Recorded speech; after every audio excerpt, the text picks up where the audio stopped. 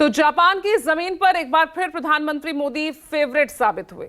Japan में G7 देशों की बैठक में शिरकत करने पहुंचे मोदी ने दुनिया के तमाम बड़े लीडर्स से मुलाकात की। लेकिन रूस और यूक्रेन जंग शुरू होने के बाद मोदी और जेलेंस्की की पहली आमने सामने की ये मुलाकात दुनिया की सुर्खियों में छाई रही है।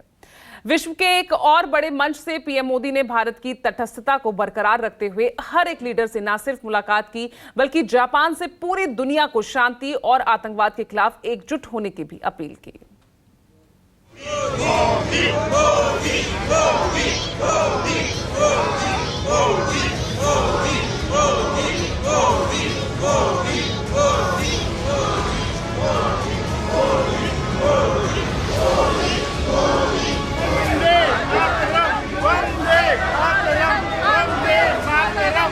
भारत माता की, भारत माता की, भारत माता की, भारत माता की।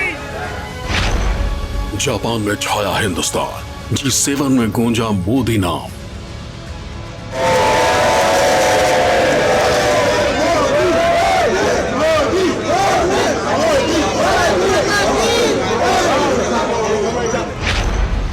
विश्व शक्ति का नया मुकाम, विश्व शांति का बड़ा काम।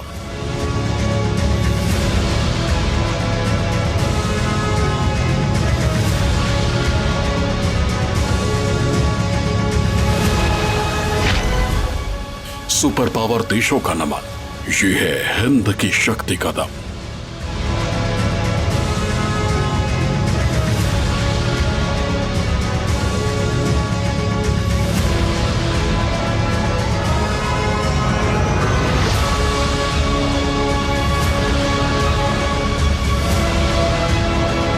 ये हिंदुस्तान का दम है, ये प्रधानमंत्री मोदी का जलवा है, ये भारत से बाहर रह रहे हिंदुस्तानियों का देश से प्यार है। और जब जब पीएम मोदी दुनिया के किसी भी हिस्से में जाते हैं, विदेशी धरती पर बसे हिंदुस्तानियों का प्यार भारत और प्रधानमंत्री मोदी के लिए उमड़ घुमड़ आता है। भारत माता की, भारत माता की, भारत माता की, भारत माता की। प्रधानमंत्री नरेंद्र मोदी G7 शिखर सम्मेलन में भाग लेने के लिए शुक्रवार को जापान के हिरोशिमा पहुंचे।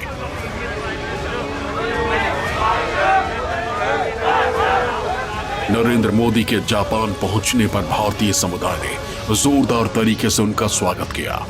इस दौरान भारत माता की जय और वंदे मातरम के भी नारे लगे।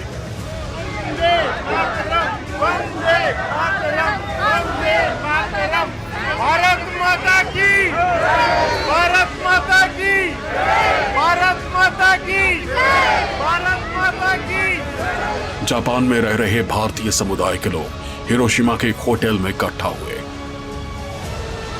भारतीय समुदाय के लोगों ने मोदी से मिलने के बाद कहा कि वो प्रधानमंत्री नरेंद्र मोदी को अपने बीच पाकर बेहद खुशी महसूस कर रहे हैं।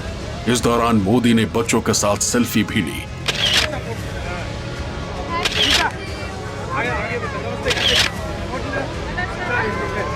We will be seeing him from 2015 onwards, and this is the first time he coming to Hiroshima, and people are so excited, and they saw the relationship last like 2 decades. How after the Modi ji became Prime Minister, it's super. People, you can see the excitement for everybody. Super excited for today's movement, and we are all ready to welcome him, and it's such a proud moment for all of us. I'm welcoming him 5th time to Japan, and super excited to meet him. G7 summit के खास मौके पर Japan के Hiroshima में प्रधानमंत्री नरेंद्र मोदी और Ukraine के राष्ट्रपति वोलोडिमिर जेलेंस्की के बीच शनिवार को मुलाकात हुई। इस खास मुलाकात में दोनों देशों के बीच कई मुद्दों पर बात भी हुई। ये मुलाकात ऐसे समय हुई है जब रूस और यूक्रेन के बीच युद्ध चल रहा है। इससे पहले पीएम मोदी और जेलेंस्की के बीच कई बार फोन पर बात हुई है। युद्ध के बीच ये पहली बार आमने सामने मुलाकात और बातचीत हुई है। यूक्रेन के नागरिकों की वेदना भली भांति समझ पाता था, उसका अंदाज लगा सकता था, और मैं आपको विश्वास दिलाता हूं कि इसके समाधान के लिए भारत और निजी रूप से मैं स्वयं हमसे जो कुछ भी हो सकता है हम अवश्य करेंगे। इस बैठक में विदेश मंत्री एस जयशंकर, राष्ट्रीय सुरक्षा सलाहकार अजीत डोभाल भी मौजूद थे। आपको बता दें कि रूस के साथ जंग की शुरुआत के बाद यूक्रेनी राष्ट्रपति जेलेंस्की ने कई बार प्रधानमंत्री मोदी को फोन कर युद्ध रुकवाने के लिए हस्तक्षेप करने की अपील की थी। पीएम मोदी रूस और यूक्रेन देशों के राष्ट्राध्यक्षों से युद्ध की शुरुआत के बाद से कई मौकों पर शांति की अपील कर चुके हैं। रूसी राष्ट्रपति व्लादिमीर पुतिन की मौजूदगी में भी शांति का संदेश देते हुए साफ कह चुके हैं कि किसी भी समस्या का समाधान जंग नहीं है, बातचीत से समस्या का हल निकाला जाना चाहिए। हालांकि संयुक्त राष्ट्र संघ और दूसरे वैश्विक मंचों पर भारत ने रूस और यूक्रेन के बीच जारी जंग को लेकर अपना तटस्थ रुख भी कायम रखा है।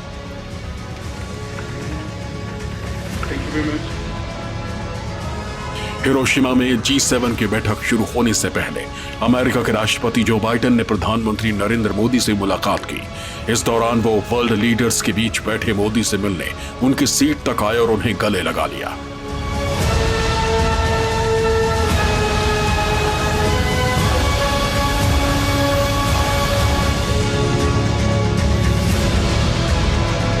शिखर सम्मेलन में पीएम मोदी का जापानी प्रधानमंत्री और उनकी पत्नी ने स्वागत किया। जापान के पीएम और उनकी पत्नी ने बेहद गर्मजोशी से पीएम मोदी का स्वागत किया।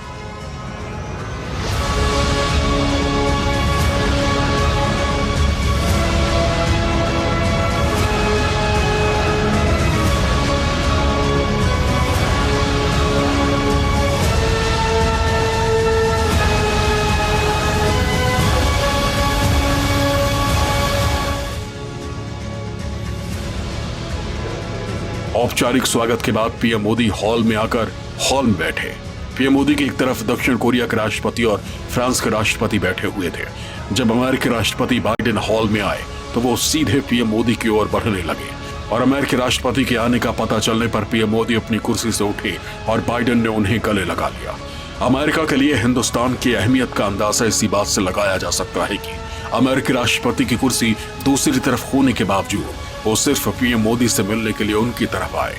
गले मिलने के बाद दोनों राष्ट्राध्यक्ष एक दूसरे का हाथ थामे हुए कुछ देर बातचीत भी करते रहे।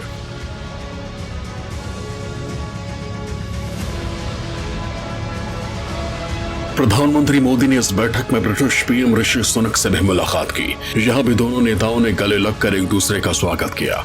इस दौरान दोनों देशों के डेलीगेशन भी मौजूद थे। आपको बता दें कि सुनक ब्रिटेन के पहले भारतवंशी और गैर श्वेत प्रधानमंत्री हैं। ऋषि सुनक भारतीय सॉफ्टवेयर कंपनी इन्फोसिस के को फाउंडर नारायण मूर्ति के दामाद भी हैं और हिंदुस्तान से ऋषि सुनक की मोहब्बत पीएम मोदी से मुलाकात के दौरान साफ साफ दिखी भी। प्रधानमंत्री ने G7 की मीटिंग से पहले जर्मनी के चांसलर ओलाफ शोल्ज से मुलाकात की।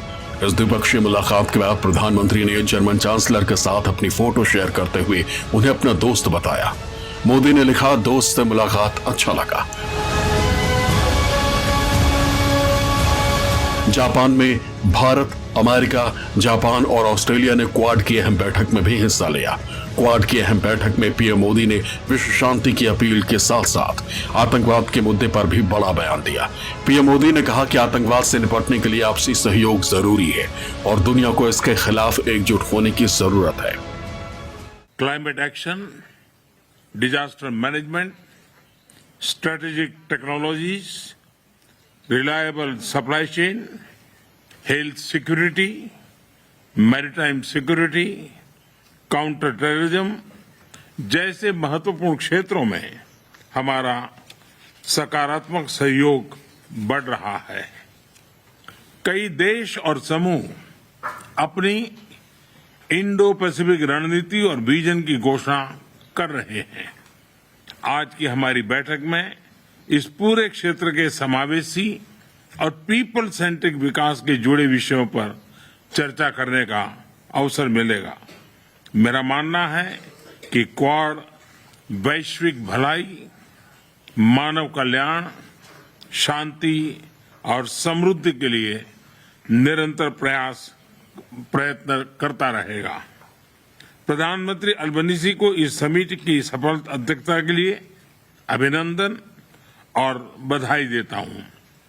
2024 में क्वाड लीडर समिट का आयोजन भारत में करने में हमें खुशी होगी। जापान में वैश्विक मुद्दों और आतंकवाद जैसे गंभीर मुद्दों के साथ साथ पीएम मोदी ने जापान में कई कार्यक्रमों में शिरकत की। परमाणु हमले के पीड़ितों की याद में बने हिरोशिमा के स्मारक पर पहुंचकर श्रद्धांजलि अर्पित की। पीएम मोदी ने हिरोशिमा में महात्मा गांधी की प्रतिमा का अनावरण किया।